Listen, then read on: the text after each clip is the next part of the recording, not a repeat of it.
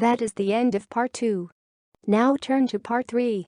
You will hear 3 different talks or lectures. In each talk or lecture there are 5 questions.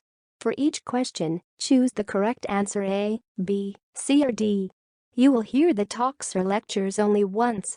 Now open your questions paper and look at talk or lecture 1. You now have 35 seconds to look through the questions and the options in each question.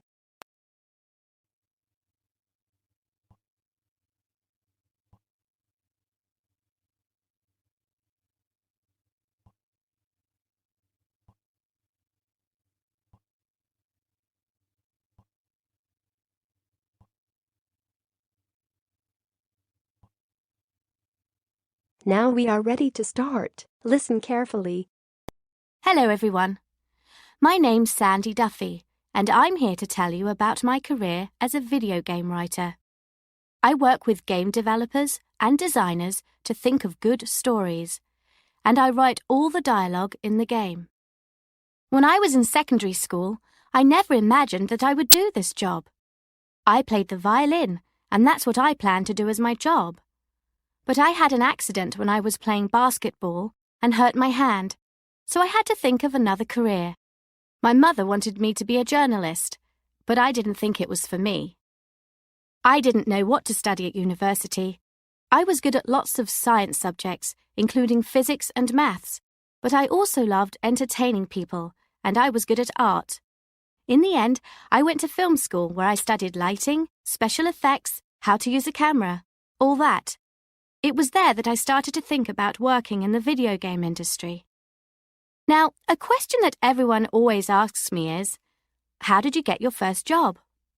Well, I had a friend whose job was organizing conferences. At one of the conferences, she met a man who owned a company that made video games. I wrote to him and sent my CV. He obviously liked what he read because he gave me an interview and offered me a job as a junior. People also ask me what I like best about being a video game writer. Well, the money is good and it's quite exciting. Just last night, for example, I was at a big dinner where they were giving prizes for new games. But what I love is the fact that I get on so well with everyone in the business. That's what makes my job so much fun. Obviously, no job is perfect though, and there are things I don't like. I've just started a new job, and I have to spend a lot of time on the road or at the airport, which I find very hard. I'd really like to be able to spend more time at home. Now open your question paper and look at talk or lecture 2. You now have 35 seconds to look through the questions and the options in each question.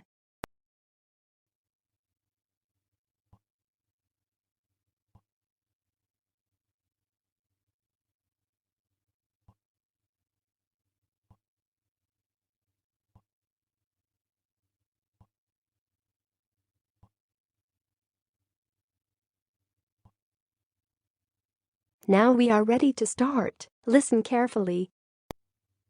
Do you want to take part in a trip of a lifetime? Then join Go for Health India. This amazing 5-day trek will take you through one of the world's most beautiful mountain ranges, the Indian Himalayas. You will also be helping raise vital funds for our charity, which aims to promote healthcare all over the world. The trip starts in the city of Delhi, where you will have the chance to see one of the charity's healthcare projects in action. The following day, we set off on our incredible journey into the mountains.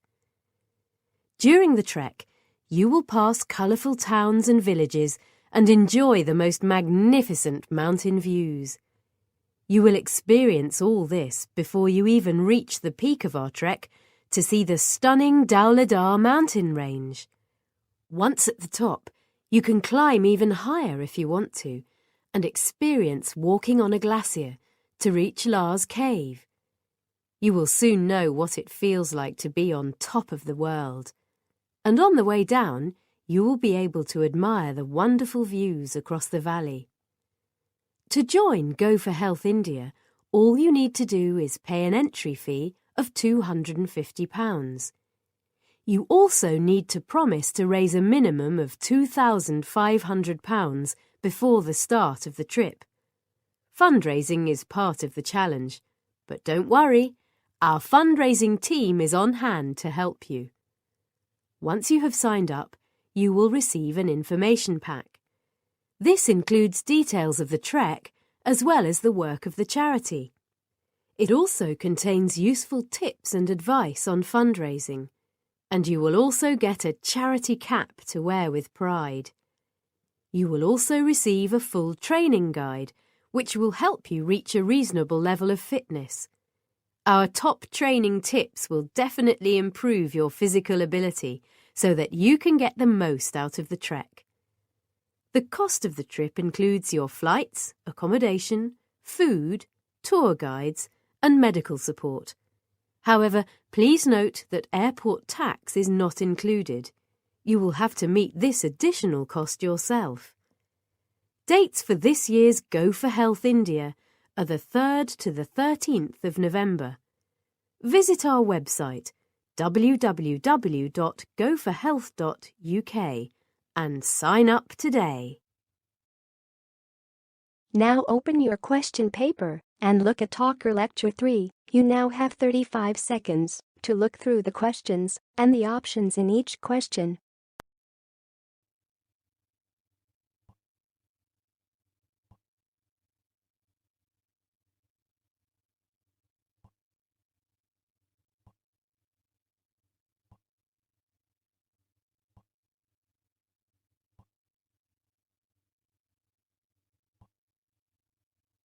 Now we are ready to start. Listen carefully. Here in India, people bought around 1.5 million new cars. This will probably go up to 3 million a year in the next few years. That's how the Indian economy is changing. Many Indians in the big cities are richer than ever, and they want to spend money on new products. However, most of the money is still in the big cities. There is still a lot of poverty in the villages and countryside.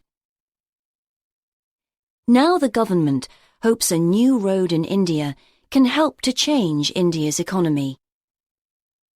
The Golden Quadrilateral Road, or GQ, connects the country's 4 biggest cities: Delhi, Mumbai, Chennai, and Kolkata.